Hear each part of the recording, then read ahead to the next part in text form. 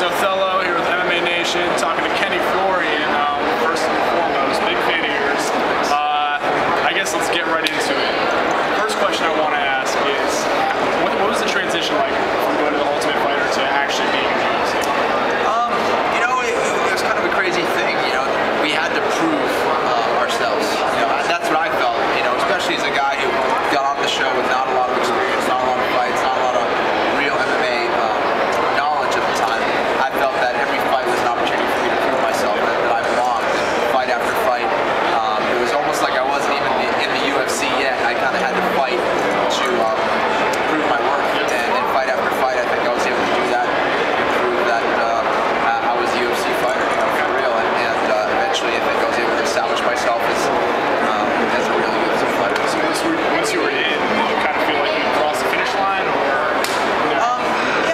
I think it was a few fights where I really felt comfortable in the UFC, in the cage, and then each experience, is a bigger event. So, fighting on the main event or fighting for the championship belt, each of them were kind of steps up at the top of the mountain, and it's been a great learning experience and a great evolution process. So you learn that you constantly need to improve and step the game up.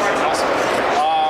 I did a show at MMA Nation, and on the show we were discussing, we had a clip set up actually from you on the side of the ring. Okay. And MMA Live. I'm sorry, MMA Live. That's the other show. Yeah, my bad. And we heard you say a little something about Josh Barnett. Oh yeah, geez. We also heard that there was a bit of a backlash. You want to give us any insight on that? Yeah, well, part of my job is to analyze the fights, and in some cases, in many cases, we have to critique the fighters if it wasn't a certain performance that the fans expected, or whatever. If we have to give our opinion on whether we think Josh Barnett, for example, will be a legitimate threat to Fedor Emelianenko, and how his performance was, and I was had the task of analyzing his performance against his last fight against Gilbert Ivel. I think Josh Barnett's a phenomenal fighter. I think he's a great fighter. I think he would give a tough run to Fedor Emelianenko. But based on his last fight against Gilbert Ivel, I said we can't say a lot from that, because I felt he should have finished Gilbert Ivel right away. Gilbert Ivel's not the level of Josh Barnett. I'm sure that's just common sense.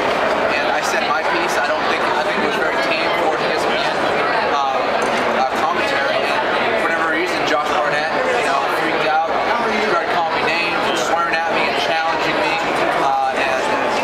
I think it's a little unprofessional. Myself, I think if you're fighting on TV, and you got a lot of fans out there, you're going to get critiqued. You should be prepared for that. He's been a veteran of the sport longer than I have, and he should know that probably better than anyone. And I know I've been a victim of criticism, whether it's on TV or the internet or what have you. And that's just part of the job.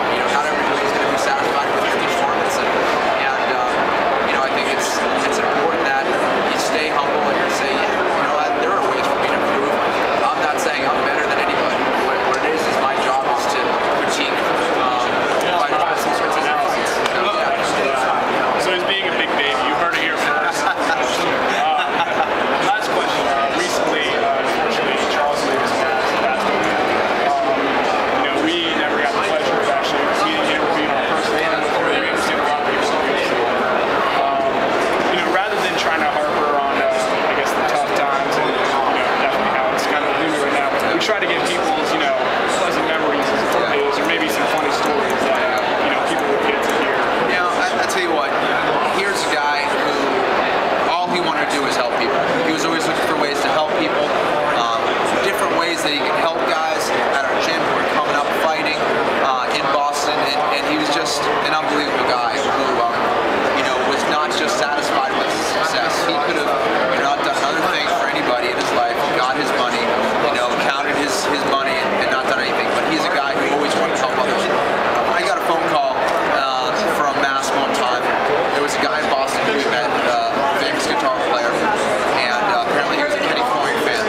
Mass took it upon himself to call me, set it up. He wanted to go and help. He wanted to go and help this guy and have him meet me. And he called me up and said, Kenny, what can you do for this guy? Can you meet him? Can you sign something for him?